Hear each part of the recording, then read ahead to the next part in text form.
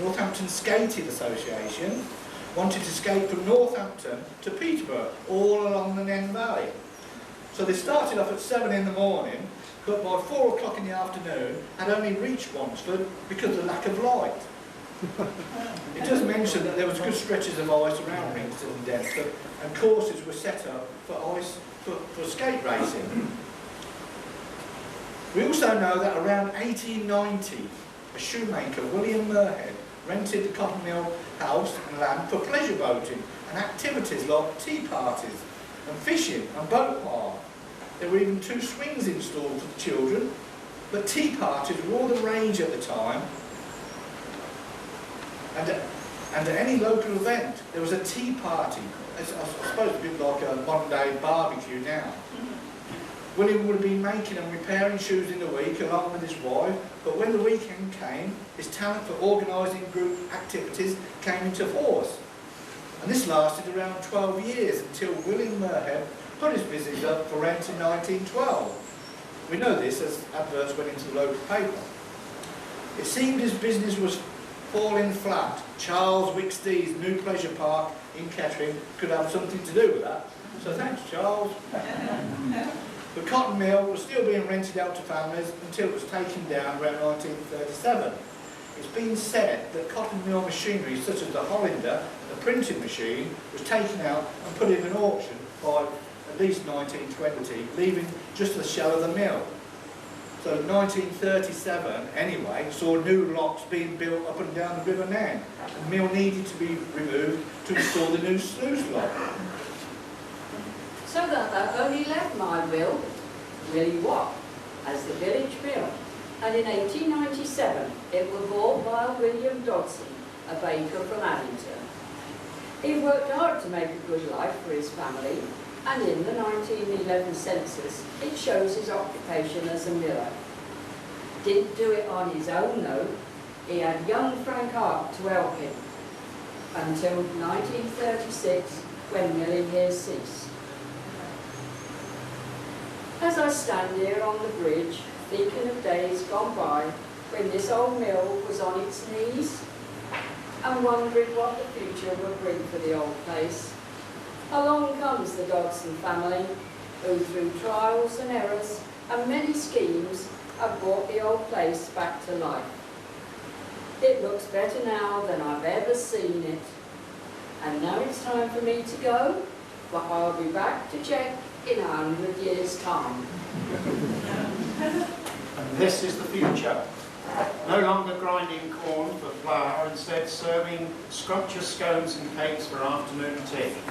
And Christine will tell us what life was like for the many millers and their families who have worked these mills over the centuries. The end of the 18th century and the beginning of the 19th century saw many changes in both rural and urban areas. This time marked the beginning of the Industrial Revolution. In rural areas, most families worked for the local landowners as labourers and lived in small cottages on the land. Other families lived in their own homes and had occupations such as blacksmith, cobblers, millers and brewers. New inventions meant that work in the rural areas were in decline, and more families began to earn their living from industrial work, which meant that they moved to more urban locations to find employment. Children would be expected to help in family businesses, and the mill was no exception. They were being trained to assist in the general running of it. Many children at this time would be working in the cotton mills or down the pits, where the conditions were extremely unpleasant. So mill children were very fortunate.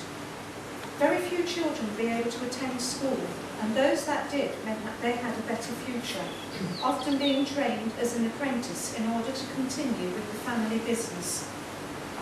The first documented use of water mills was in the 1st century BC, and the technology spread quite quickly across the world. Commercial mills were used in local Britain. By the time the Domesday Book was written in the late 11th century, there were more than 6,000 water mills in England. By the 16th century, the most important source of motive power in both Britain and Europe was water. By the 19th century, there were more than 20,000 mills, with 120 on the River Nen and tributaries. Some local millers, such as Herbert E. Decay and William Dodson, make bread. This way, the whole production, from corn to bread, is down to one miller, who didn't need to employ anybody outside his own family. Bread making was a very arduous task and considered to be one of the most hard-working jobs of the 19th century. The most important part of a baker's equipment are the yeast and the oven. Yeast has been used in preparation of food and beer for as long as there has been leavened bread and ale. It was thanks to the work of Pasteur that the nature of the product was understood. Yeast is a single-cell fungus, of which hundreds of species have been identified, and it plays a major part in bread making. In 1844, your meals would consist of the following: breakfast, bread, butter, and water.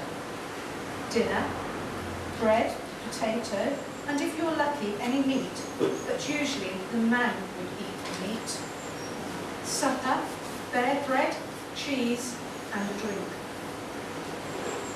The baker would sometimes use beer dregs or skim the froth from the beer as yeast. Potassium salivate was added along with alum to give dough more body, and even chalk was added. As he was kneading the dough, drips of sweat from the miller would drop into the mixture. No wonder it wasn't easy to digest at the time. In 1844, a loaf of bread would cost 4 old pennies to buy, and had an average calorie intake for a working man which would be well over 6,000 a day, compared with less than half that number today. Bakers would start work very frequently at 11 o'clock at night and work all through.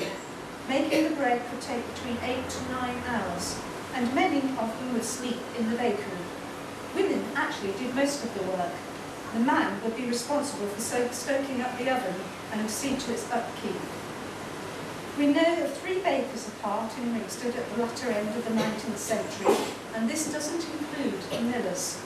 They are John Childs, he was taken over by Joseph Scholes, Andrew Bull, and Thomas Haynes.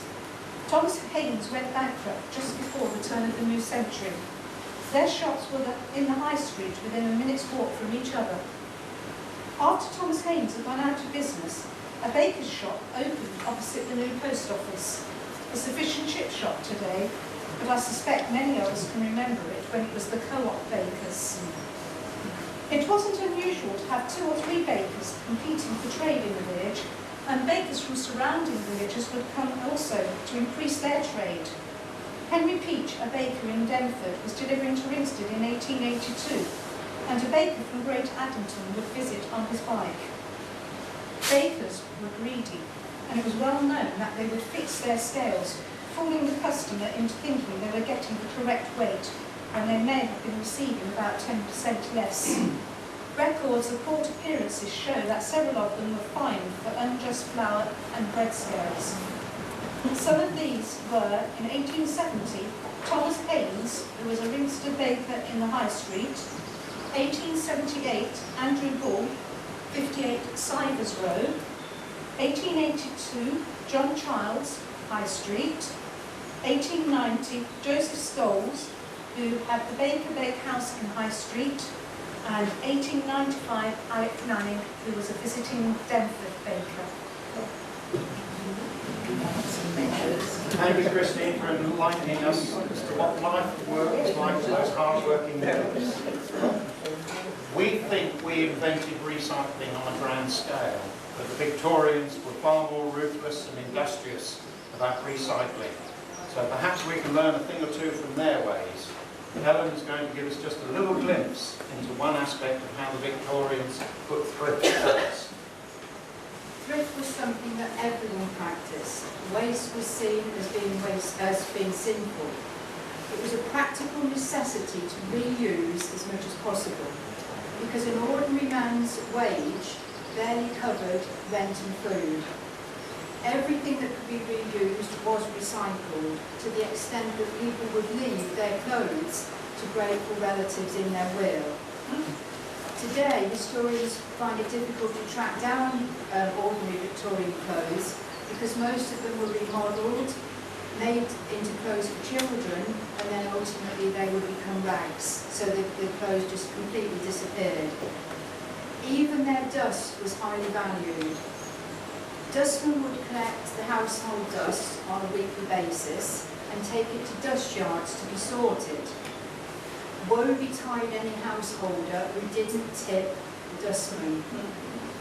If you didn't, he would call on a wet day, trail dirt and mud through the house, or deliberately leave traces of his visit on the wallpaper as he came through the house with the dustbin on his shoulder. So it was important to tip him. The dry dust would get into the dustman's throat and cause a thirst that could only be allayed by copious draughts of beer or a few pennies to purchase some. So a form of blackmail existed. The dust yard was organised in a particular way. Near the centre of the dust yard was the highest dust heap, which comprised of the finer portion of the dust, and this was used for manure and was known as soil. Around the large heap were numerous smaller heaps, and they consisted of mixed dust and rubbish as it became sorted from the main heap. The sorting process was performed by women and girls who were called dust women. Dustmen would shovel the waste material onto iron sieves, which were held by the sifters. The sorted cinders were dumped into baskets, and boys carried them off to be sold for paths and road repairs. The soil was loaded into carts and sold to brickmakers. If the resulting bricks were of poor quality and more dust than sand had been used, the unfortunate householder would have to breathe noxious and infectious gases that were given off because the bricks had been made from the decomposing matter from the dust heap. Even shoes in Victorian times would include a layer of dust between the inner and outer sole to make them more comfortable. Everything from leaking kettles to thinning bed sheets were recycled and put to good use. A leaking kettle would be resealed and sheets would be turned edges to middle. Worn collars and cuffs would be turned, and old coats and trousers would be cut into strips and made into rag rugs. People would go to the bakers or brewers and beg for old sacking to make into work aprons or the backing for rag rugs. Brewers would buy the filthiest rags, which I didn't even want to think about what they were like, and they would dig them into the hop fields to improve the quality of the beer. The beer was then bought by the dustman, and the whole cycle went round again. So, where do we stand now? The legacy for us as a group is to produce in due time some form of publication which will give much more information and details about our findings, discoveries, as well as all of those characters, both mill owners and the tenants who made the history of these mills so vivid for us. Another legacy is that we have designed and produced a leaflet which details the Ringstead Three Mills walks, where you can start from 4 different locations. I'm sure that you picked up the copy that's been left on your seat, so hopefully you will take these with you. So you will be able to walk where the Romans and many millers worked and farmed around Ringstead. You truly will be walking in history. However, on Sunday morning, July the 3rd at 10 a.m, and there's a little slip inside the leaflet as well, we shall be inaugurating the walk from here with Health Walk leader Lucy Darby, who will take us to the 2 other mill sites and return to here. We will meet here, and we're suggesting that you come for breakfast, and then we will set off at 10 a.m. I do hope that as many of you as possible would like to join us on this inaugural walk. Our third legacy is to have placed on the outside of this building our legacy plaque, which acknowledges your attendance at this evening event. And this plaque has in fact been funded by East Northants, and our district councillor is here tonight who has agreed to fund the cost of that plaque. Thank you.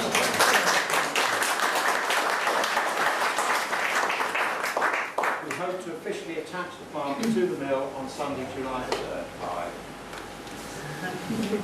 This evening has apparently, much to our surprise, caught the imagination of many people who, unfortunately, due to lack of space, have not been able to join us. Just as a quick side issue, I was told yesterday when I came down by Dan that a lady had phoned and said, "Oh, we're intending to come tomorrow evening and there'd be 50 of us." Last minute plans. Rest assured, we intend to repeat this event in Ringstead at a later date in the year. More than likely it will be at the Ringstead Village Social Club, which has that fabulous private function room where we have a little race stage, so you'll be able to see even more of us. So you'll be able to tell your friends all about it, and they will then have an opportunity to be at the next one. Now, here comes the recruiting piece of the evening. Again, you'll find a little slip in your walk leaflet. You will have also asking for your assistance. We are a small group of enthusiasts and are all volunteers, giving our time and energy to the heritage of Ringstead. So if you are interested in joining our group, however time limited you may be, please complete the form and either give to me this evening or drop it through my letterbox later. We will warmly welcome you to our group. You do not need to have lived in the village for centuries, as in the case of my wife's relatives and my cousin who's here tonight, through Chris, who are from Great Addington. We need help when organising future events, whether it be serving teas and coffees, researching past businesses, trades, or helping out at future events. You may possibly be wanting to trace your own family history and need help with that. We can assist you on this. We enjoy what we do and we want to ensure we are keeping Ringstead's past alive. Finally, I cannot end this event without some grateful thanks to those who've made this evening possible. John Abbott, our chairman.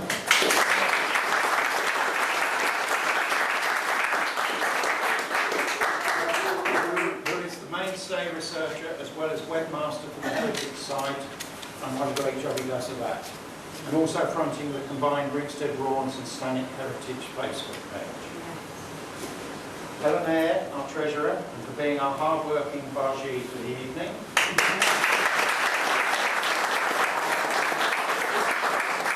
have to add something because she took that part, and she has in fact, I believe, I'm correct in saying, just purchased the narrative. Sorry, it's forward one as well, wasn't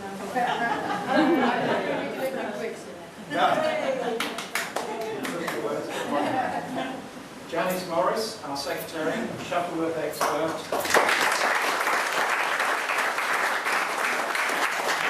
And Paul Coltrane, Paul Sarah Bull. Jane Linnett. And also Bob, who's in the corner there. He's shy. Our committed researchers, along with husband Bob, on farming in Ringstead, as well as both contributing to the mill's research and for devising and walking so many miles to ensure the Ringstead 3 Mills walk leaflet is accurate.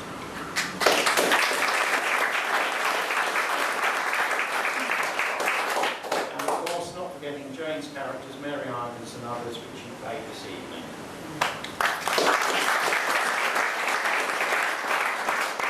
Christine 12 for her part in being a miller and telling us all about bakers and baking.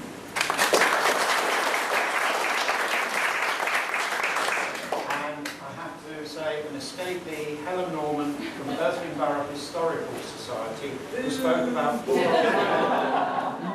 telling us all about how dust was recycled by the dustmen and they're hidden.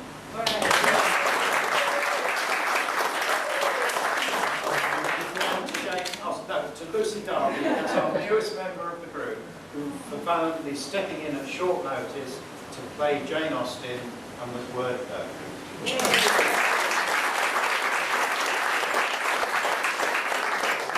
Not forgetting the 3 children, Jaden, Izzy and Sophie from Ringstead School, who have obviously enjoyed being a Victorian child for a day.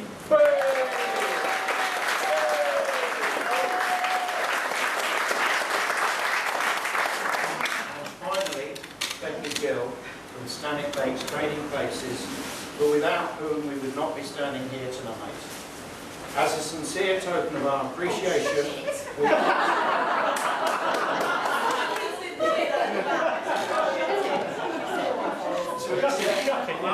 a small gift to acknowledge the many hours of cajoling us into ensuring that tonight's event will not go unnoticed. Ringstead's Heritage Group will continue keeping Ringstead's past alive.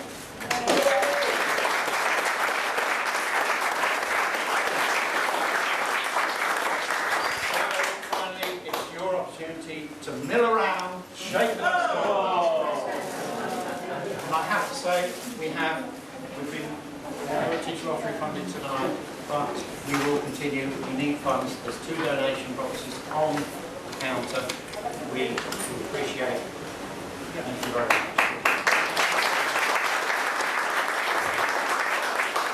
A couple of things. Firstly, thank you guys so much. It has been an absolute pleasure working with you. You have inspired me, all of you, and you're brilliant. And you haven't seen the last of me. That's all I'm saying.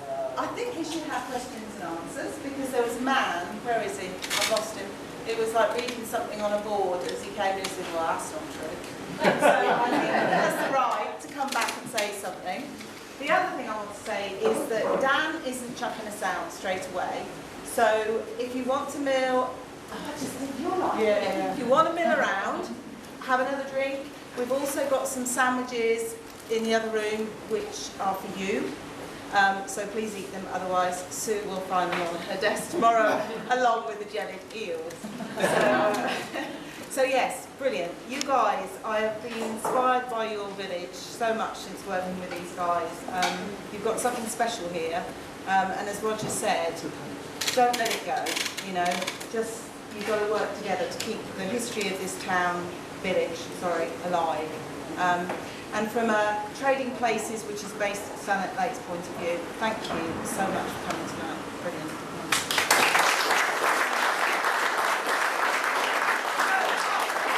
Give Roger a hard time. And Oliver. Where's that man who's rude to me? Where is he? There, him, that man at the back there. Standing up. What did you say? Budget. Yeah, with his mate. Staff and Budget are both here. Yeah, they're here. You were saying something about... The windmill is neither a power mill or a post mill.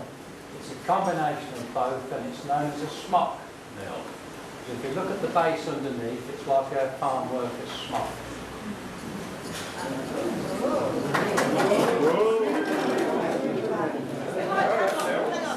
If I had a microphone, I'd be going...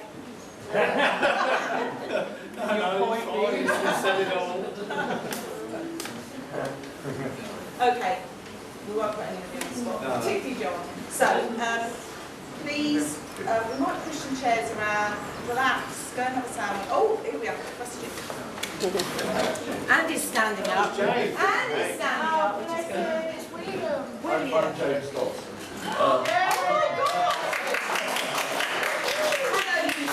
My great uncle Bill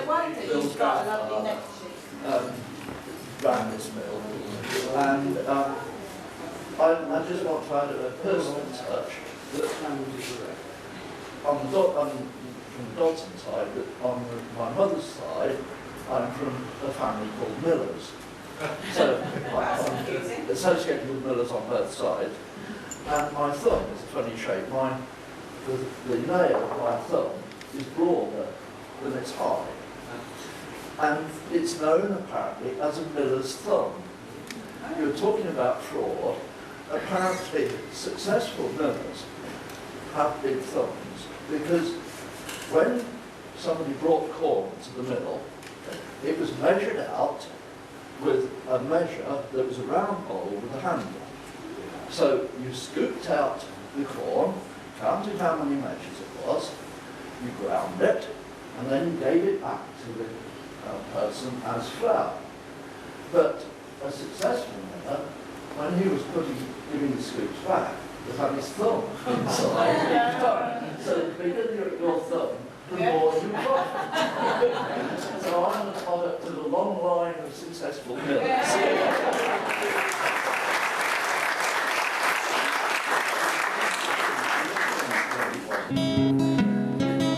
Oh, shining light is a mighty light, and it sees our feet.